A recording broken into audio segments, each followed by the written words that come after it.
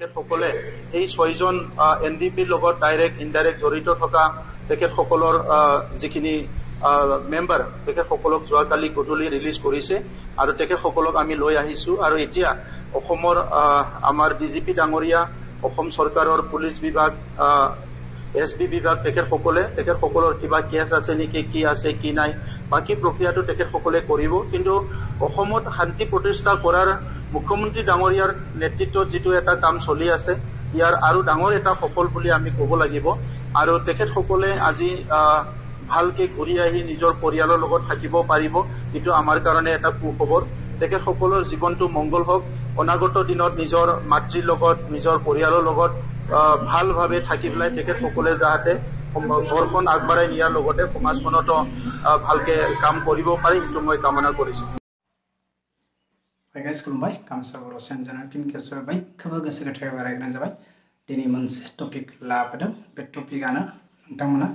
टपिकखौ हयथ' क्लिप खालामनानै मिथिखाबाय जानो हागौ स' दाखालि शुक्रबार खालि बिटिआरनि चिफ मानगोनां प्रमद बर' सार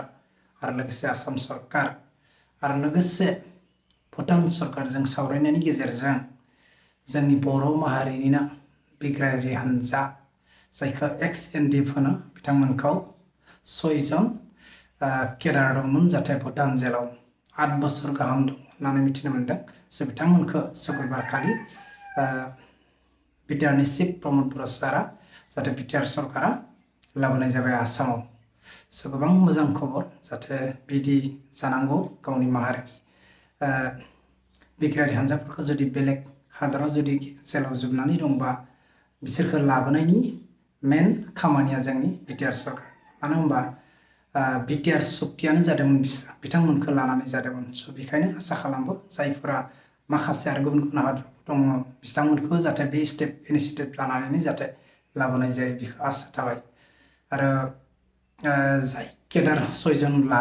लाबोनाय जाबाय बिथांमोननि थाखायबो जाहाथे बिटिआर सरकारखौ आसाम सरकारखौ आंनि चेनेलनि जानानै गोसो गोरबोजों रोजा रोजा साबायखर थाबाय आरो बिटिआरनि चिफ मानगोनां प्रमद बर' सारा निउसाव बुंनाय खोनादों जाहाथे नेपालाव सासे दङ बिथांमोनखौ खोब खम समावनो लाबोनाय जासिगोन होनदों स' गोबां मोजां खबर जाहाथे बिदि जोंनि माहारिनि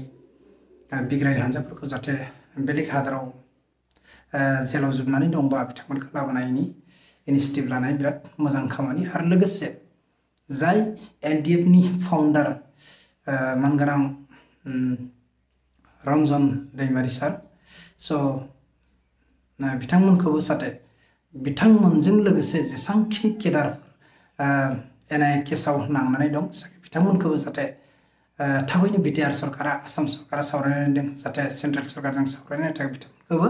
जाहाथे उदां अख्राव लाबोनो हानाय बायदि जाहाथे सावरायनाय जायो एबा लाबोनाय जायो खामानि स' बेखौबो आसा खालामबाय स' बेनोसै जाहाथे बिथांमोननि जाहाथे न'खरफ्राबो जाहाथे दायो बिथांमोनखौ लानानै जाहाथे आलो गोजोनै संसार जायो बेखौ जों मिजिंथियो आरो इयुननि समावबो जाहाथे जोंनि बर' माहारिया बयबो खौसे जानानै जाहाथे जायखिजाया माहारिनि खामानि जा बिटिआर ओनसोलनि खामानियानो जा जाहाथे बयबो खौसे जानानै डेभेलपमेन्टनि खामानि जाहाथे मावो बेखौ मिजिंथियो स' दिनैनि टपिकआ बेनोसै जाहाथे बे मोजां खबरखौ शेयार खालामनो लुबैबाय बेनिखायनो नोंथांमोननि सिगाङाव शेयार खालामबाय स' बेयाव गेना गोरोन्थि जादोंबा निमाहा मोनगोन होननानै गावनि माहारिनिनो लाइमोन होननानै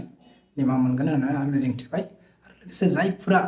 एसां गरमावबो गावनि बेसेन गोसा समखौ होनानै आंनि बे कन्टेन्टखौ जाहाथे जोबजासिम नायनायनि थाखाय बिथांमोनखौबो गोसो गोरबोजों रोजा रोजा साबायखर थाबाय आरो जायफोरा गोदान फैदों अननानै आंनि चेनेलखौ जाहाथे प्लिज साबस्क्राइब खालामना लादो जाहाथे नोंथांमोननि थुलुंगा मोननायनि थाखायनो जों मोजां मोजां कन्टेन्ट जाहाथे लाबोनो हायो